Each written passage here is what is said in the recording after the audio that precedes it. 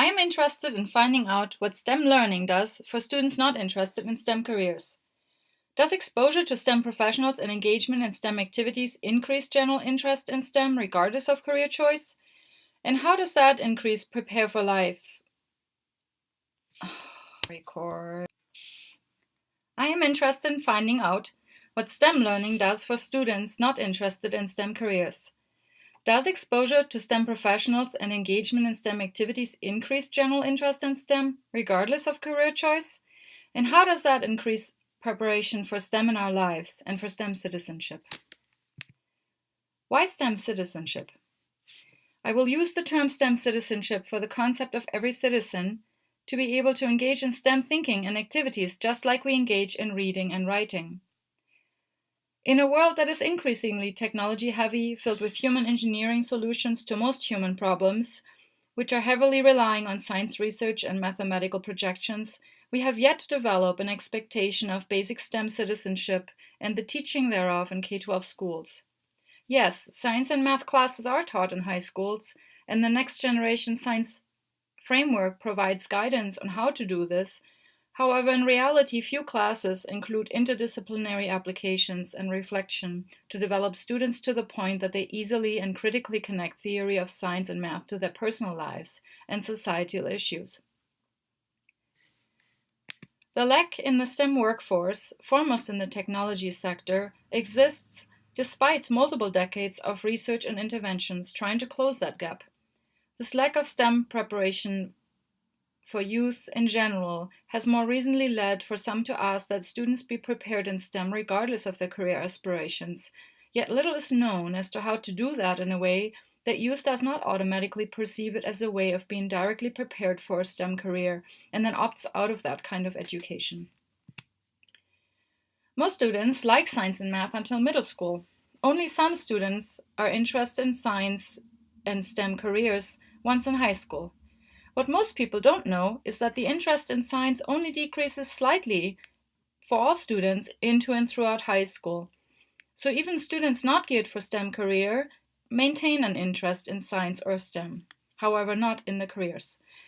That means that there is some latent motivation that may be untapped when we confuse interest in careers with interest in science or STEM in general.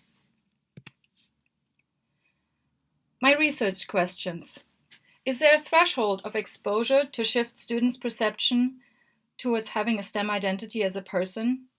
STEM identity here is defined as feeling to be in the in-group, of feeling empowered and able to engage in science, technology, engineering, and math, as Calonne in 2007 defines it. My second question is, do students not interested in STEM careers differ in their motivational profile? And my third question is, how does the focus of curriculum on either STEM careers or STEM in our lives differ? How are we motivated? According to Ryan and Deci, every human has a psychological need for autonomy, relatedness, and competence. We're either not motivated towards an activity, so don't do anything, or extrinsically motivated due to outside pressures or value, both positive and negative, or we are intrinsically motivated, which is the highest level of motivation, at which point humans, according to this theory, are fully self-determined. The intrinsic motivation inventory arose out of the self-determination theory. It measures sub-dimensions of motivation: perceived choice, interest, enjoyment, pressure, tension, perceived competence, relatedness, value, usefulness, and effort, importance. Heidi Calonne has conceptualized what science identity is and has found that in order to develop an identity as somebody who can be doing science as a scientist or in their community, a student needs to be able to perform science, be recognized doing science, and think of themselves as competent in science. I'm using science and STEM identity interchangeably since the literature has not produced much to distinguish between the two, but I am aware of that. And it's good to be reminded.